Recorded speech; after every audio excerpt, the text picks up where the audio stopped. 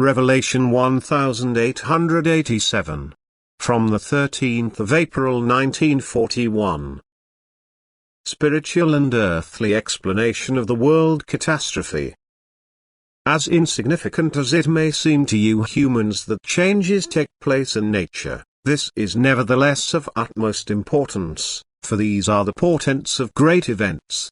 Every process must have a spiritual as well as an earthly explanation. That is, what takes place in spiritual life must also be able to be logically explained in earthly terms and again be based on purely natural processes.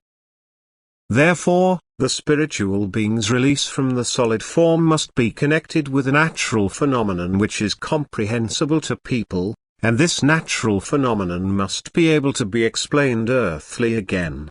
And this for the purpose that the human being is not forced to accept the events which take place for the sake of the spiritual beings as a divine mission.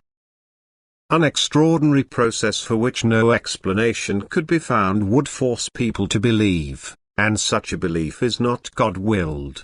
But where man can give himself an explanation, he is not so easily inclined to see a divine mission in a natural disaster.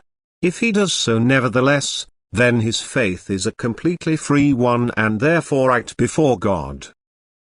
Now countless signs precede the great world catastrophe, but only a small part is heeded by the faithful, and thus great surprises still await the world. The spiritual explanation of the world catastrophe is easily understandable to the believer. But he must also accept it without it being proven to him. The earthly explanation, however, will also be understandable to the unbelieving person because he has the opportunity to examine it. And so in the near future the phenomena will increase which announce a violent change of the Earth's surface. The deviations from the laws of nature are still small, but divine decree also abolishes the law of nature if it appears necessary.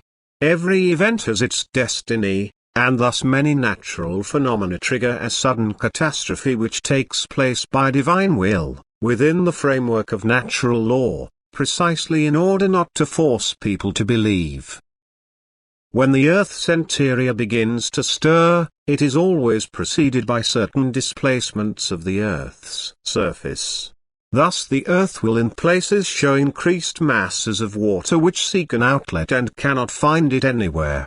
Consequently they push upwards and create an outlet for themselves with elemental force. This is the prelude to the coming catastrophe, which will take place purely naturally. Amen.